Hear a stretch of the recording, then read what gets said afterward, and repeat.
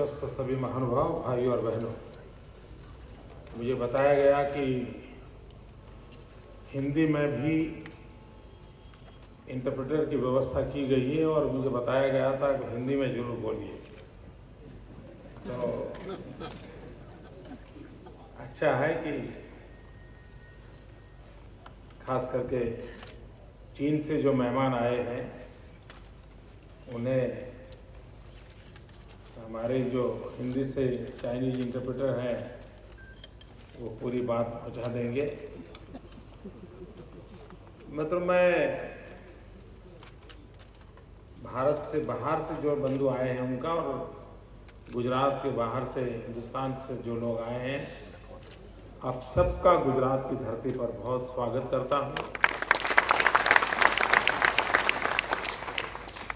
Chemical और pharmaceutical के क्षेत्र में गुजरात की हिस्ट्री बहुत पुरानी है और इस क्षेत्र में लंबे अरसे से गुजरात ने अपना पदार्पण किया है। लेकिन ये खुशी की बात है कि आज हिंदुस्तान में पहली बार और इस प्रकार के एक इवेंट को हम होस्ट कर रहे हैं और आने वाले दिनों में खास करके डाइस्टर इंडस्ट्री के क्षेत्र में, केमिकल इंडस्ट्री के क्षेत्र में हम कुछ न कुछ अच्छा पदार्पण कर पाएंगे। और इस व्यवस्था के लिए खास करके हिंदुस्तान और चाइना के जो भी क्षेत्र के लीडर्स हैं उन्होंने जो ऑर्गेनाइज किया है, मैं उनको अभिनंदन करता हूं, बधाई देता हूं। ये बात सही है कि गुजरात की पहचान केमिकल और फार्मास्यूटिकल क्षेत्र में एक विशिष्ट जगह बनाई है, लेकिन आज गुजरात चहुं दिशा में, सभी दिशाओं में विकास करने वाला एक राज्य के रूप में देश और दुनिया में उसकी एक अलग पहचान है। आज गुजरात बोलोगे तो लोग कहते हैं विकास, और विकास बोलोगे तो लोग कहते हैं गुजरात।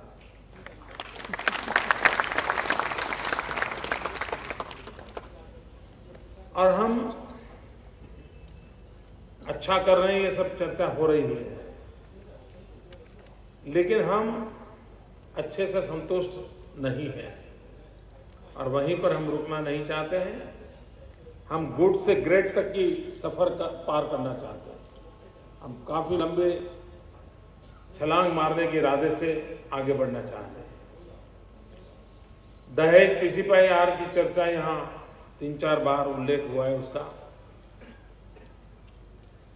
आप सब जो बाहर से आए हैं तो मेरा आग्रह है कि अगर संभव हो तो आप इस क्षेत्र की विजिट कीजिए।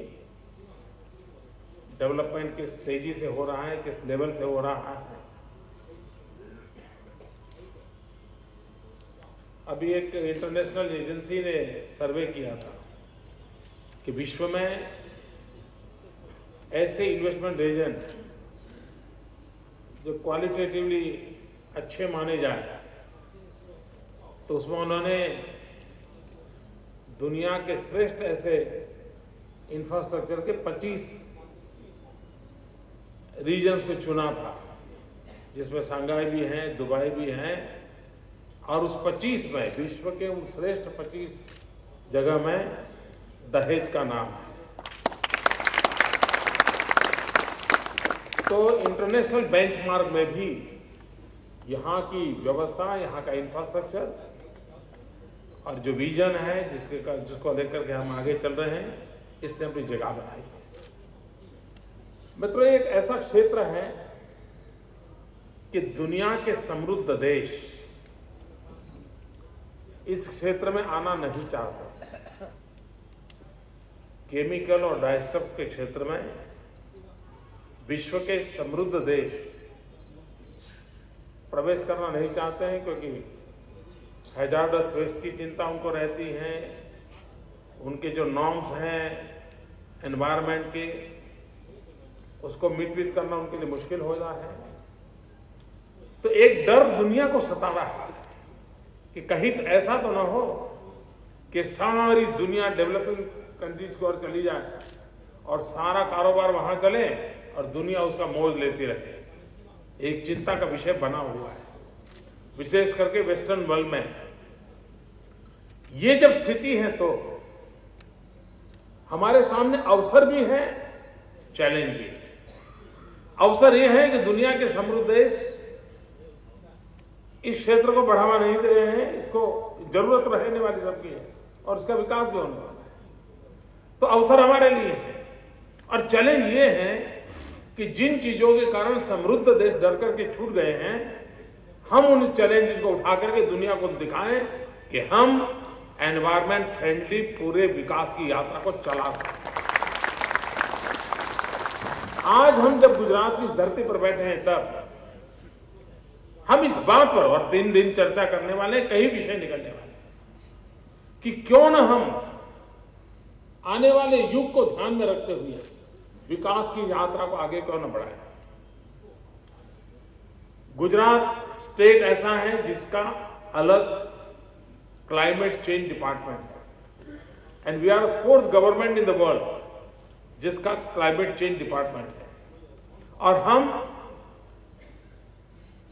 डेवलपमेंट एंड एनवायरमेंट, इन दोनों को संतुलित रूप से आगे बढ़ाने के पक्षकार हैं और हमारी नीतियों को भी उसी प्रकार से हम नीति निर्धारित करते हैं। और अगर सरकार की नीतियां स्पष्ट होती हैं तो मेरा अनुभव ये कहता है कि कोई मैन्युफैक्चरर या प्रोडक्ट करने वाले लोग उससे उल्टा करने का इरादा नहीं रखते। लेकिन समस्या तब होती है कि जब सरकार का विजन नहीं होता है, रूल्स रेगुलेशंस नहीं होते हैं और सिर्फ कह देते हैं हाँ अब आप कर लीजिए, वो अपने तरीके से कर देता है और बाद में फिर कानून आता है कि ये करो ये मत करो, और एक बार मकान बनने के बाद खिड़की डालना मुश्किल होता है। पहले से खिड़की तय करके मकान बनाना मुश्किल नहीं होता है, खर्चीला भी नहीं होता। और इसलिए गुजरात ने प्रोएक्टिव रोल किया है कि हम किसी भी इस प्रकार की दुनिया डेवलप होती है तो उसको डूज एंड डोंट्स पहले से उसको कहते, उसके लिए उसको पता होता। और मेरा अनुभव है पिछले 10 साल में कि ज्यादातर गुजरात के इस क्षेत्र की केमिकल इंडस्ट्रीज ने काफी प्रोएक्टिव कोऑपरेशन किया है और उसके कारण सरकार के लिए, समाज के लिए और इंडस्ट्रियल वर्ल्ड के लिए तीनों का मेलजोल के साथ हम प्रगति को आगे बढ़ा सकते हैं। एक अच्छी दिशा में हम जा रहे हैं, वो एक सफल प्रयोग हुआ है। और दूसरा, पहले कंपनियों को अपने तरीके से कुछ न कुछ व्यवस्था करनी होती तो महंगी पड़ती, लेकिन अब हमने क्लस्टर अप्रोच लेने के कारण एक ही प्रकार की इंडस्ट्री साथ साथ होती है। अब एफिशिएंट ट्रीटमेंट के लिए कॉमन प्लान बन रहे हैं और उसके कारण खर्च का शेयरिंग की सुविधा बढ़ती है। और अगर हम जितना कॉस्ट ऑफ प्रोडक्शन कम करेंगे इतनी हमारी ग्लोबल मार्केट में एंट्री की सुविधा बढ़ती है। मित्रों, आज दुनिया में मेरे हिसाब से शायद हमारा 1% रोल है, 1%। इतना बड़ा ह्यूज मार्केट पड़ा है और ये क्षेत्र खुला पड़ा है। हम जितना इसको आगे बढ़ाएं, और मैं मानता हूं कि हमने इसे इन सारी समस्याएं, उलझती हुई समस्याओं के बावजूद भी हम एनवायरमेंट के सारे इश्यूज को मिट करते हुए हम इसको डेवलपमेंट के लिए और अधिक बढ़ावा दे सकते हैं और हम एक्सपोर्ट को टारगेट करेंगे। अब हिंदुस्तान को खास करके सिर्फ डोमेस्टिक मार्केट को टारगेट करते हुए इस क्षेत्र में काम करने के बजाय अच्छा होगा कि हम ग्लोबल मार्केट को टारगेट करें। विश्व में बदलती हुई चीजों में कौन सी चीजों की रिक्वायरमेंट है और उसके लिए जिस प्रकार से फार्मास्यूटिकल इंडस्ट्री इन दिनों रिसर्च के लिए कॉमन प्लेटफॉर्म खड़ा कर रही है, क्योंकि एक एक कंपनी अपना अपना रिसर्च विंग अलग चलाती है तो वो कॉस्टली रहता है और कभी कभी शेयरिंग की दृष्टि से भी मुश्किल हो जाता है। लेकिन जब कॉमन रिसर्च होता है तो दुनिया को हम नई दवाइयां दे सकते हैं, नई व्यवस्था दे सकते हैं। अदरवाइज 50-50 साल तक नई दवाई बाजार में आती नहीं, 50-50 साल जाता है। थोड़ा थोड़ा मॉडिफिकेशन होता है, क्वालिटेटिव थोड़ा चेंज होता है, लेकिन मूलभूत नया ड्रग नहीं आता है। अगर रिसर्च के लिए अरबों खरबों रुपए लगते हैं, और उसकी दिशा में आज फार्मास्यूटिकल इंडस्ट्री कॉमन प्लेटफॉर्म बना रही है।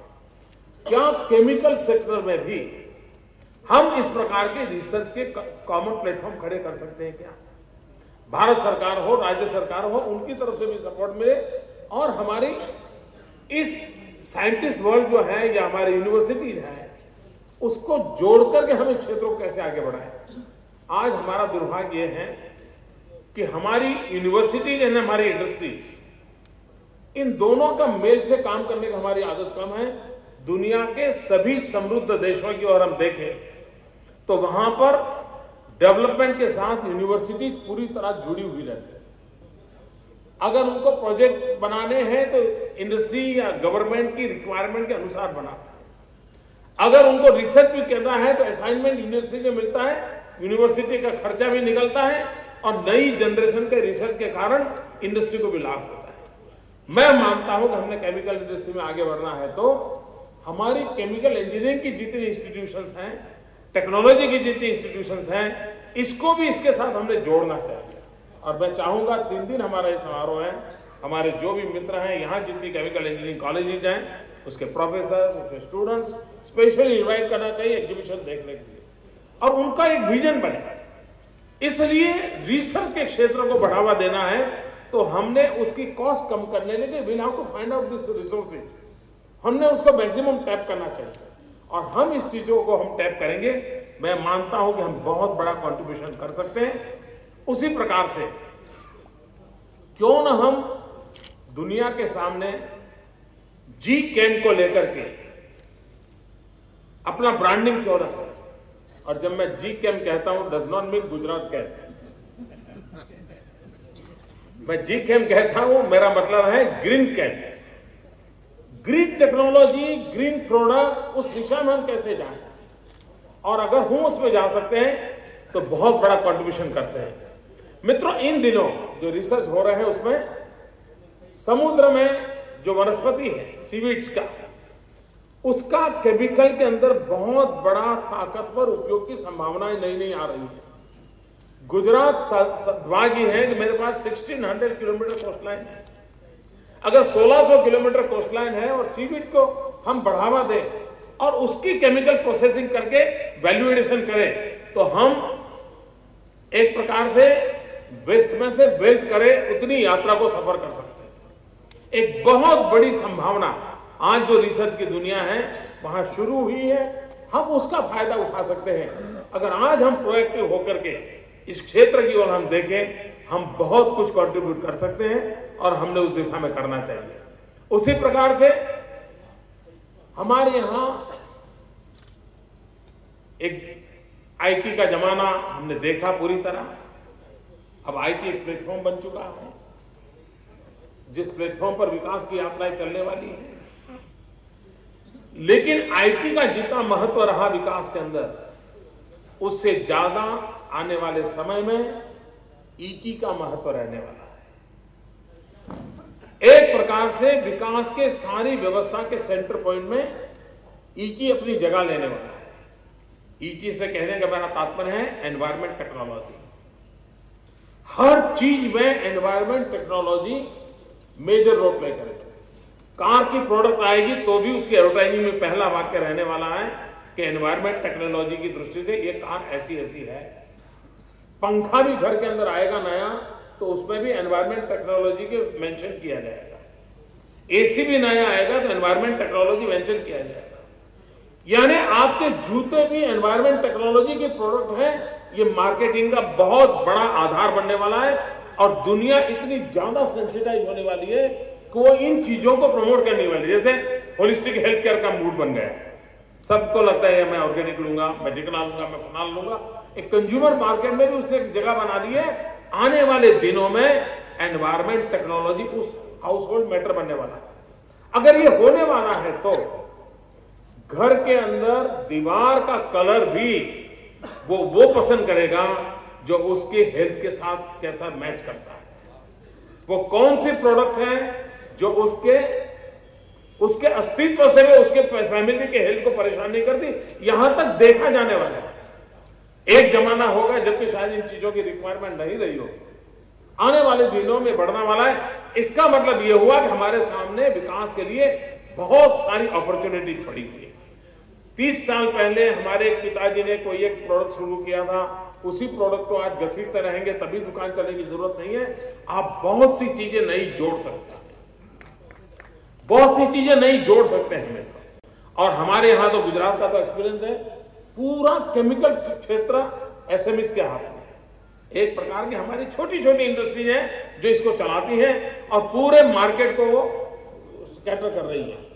लेकिन ग्लोबल मार्केट करना होगा तो हमने 2 कदम आगे जाना होगा, नीतियों में भी बदलाव लाना पड़ेगा, हमारी क्षमताओं में बदलाव लाना पड़ेगा और उस दिशा में हम प्रयास करेंगे तो मुझे विश्वास है हम बहुत कुछ कर सकते हैं। ये प्रदर्शनी नई पीढ़ी कैसे देखे, वो इस नया विजन लेकर के कैसे जाएं और केमिकल फार्मास्यूटिकल क्षेत्र में हम विश्व को कुछ न कुछ प्रदान करें, इसी एक अपेक्षा के साथ मैं आप सबका बहुत स्वागत करता हूं, आपको बहुत बहुत शुभकामनाएं देता हूं। आप जानते हैं इन दिनों चाइना और गुजरात का टाइप काफी अच्छा बन रहा है। मैं पिछले दिनों चाइना गया था, वहां की सरकार ने गुजरात को बहुत ही अहमियत दी है। मैं चाइनीज गवर्नमेंट का आभारी हूं कि जिन्होंने इतना मान सम्मान दिया। और एक प्रकार से हम जो हमारे वाइब्रेंट गुजरात इवेंट की शुरुआत की थी 2003, 2005, 2007, 2009, 2011 and now we are reaching to 2013। और आपने भी 2013 वाइब्रेंट समिट के साथ ही इस इवेंट को गुजरात में ऑर्गेनाइज करना तय किया। इसके लिए भी मैं आपका अभिनंदन करता हूं। आपको पूरा सपोर्ट जो भी सरकार से मिलेगा, मैं चाहता हूं जो चाहे वो सपोर्ट आपको रहेगा और इस अवसर को भी हम अपना अवसर बनाएंगे और इस इवेंट के साथ जोड़ने के कारण और एक प्रकार से मल्टीपल फायदा मिल सकता है, ऐसा मुझे विश्वास है। मित्रों, चाइना के साथ जिस प्रकार से हमारा दोस्ताना संबंध बहुत मजबूत हुआ है और मैं नवंबर में चाइना गया था। पिछले 1 महीने में शायद एवरी ऑल्टरनेट डे कोई न कोई नई चाइनीज कंपनी गुजरात आती। हमने जब यात्रा शुरू की थी तो हमारे कोई पार्टनर नहीं थे, फिर कभी जापान हमसे जुड़ा, कभी सिंगापुर जुड़ा, कभी कनाडा जुड़ा, कभी अफ्रीकन कंट्रीज जुड़े। अब मित्रों, दुनिया के सभी देश गुजरात के साथ जुड़ रहे हैं। चाइना ने भी पहल की है आने वाले दिनों में। और ये बात आप भी जानते हैं, व्यापारी जगत के लोग, जब 2 देशों की व्यवस्था के संबंध अच्छे होते हैं तब ट्रेड एंड कॉमर्स की दुनिया को बहुत सुविधा रहती है। At the same time trade और कॉमर्स जितना जल्दी से बढ़ता है तो कंपेल करता है दोनों देशों को दोस्ती को और मजबूत करने का। ये ऐसा बड़ा विशिष्ट सर्कल है। इन दिनों पॉलिटिकल लेवल पर अच्छा एक माहौल बना है गुजरात का और चाइना के साथ। मैं समझता हूं कि व्यापारिक क्षेत्र में हम इसको बढ़ावा देंगे तो उसको स्ट्रेंथन करने में एक लॉन्ग लास्टिंग इफेक्ट के रूप में काम आएगा। तो मैं इसका एक हिंदुस्तान के वैश्विक संबंधों के परिवेश में भी इसका महत्व समझता हूं। और एक महत्वपूर्ण बात मैं समझता हूं, मित्रों, एशिया का भविष्य बहुत उज्जवल है। एशिया का ही युग है एक प्रकार से। आने वाली पूरी शताब्दी में एशिया मेजर रोल प्ले करने वाला है। एशिया का कल्चरल हेरिटेज इंपैक्ट करेगा, एशिया की इकोनॉमी भी इंपैक्ट करेगी, एशिया का पूरा जनजीवन इंपैक्ट करने वाला है। जितना ज्यादा एशियन कंट्रीज मिलजुल करके अपने एक्सपीरियंस को शेयर करेंगे, मैं मानता हूं विश्व के अंदर अपना प्रभाव पैदा करने के लिए एक बहुत बड़ा अवसर मिलेगा। आज इसको मैं एक गुड बिगिनिंग मानता हूं। बहुत बहुत शुभकामनाएं। धन्यवाद।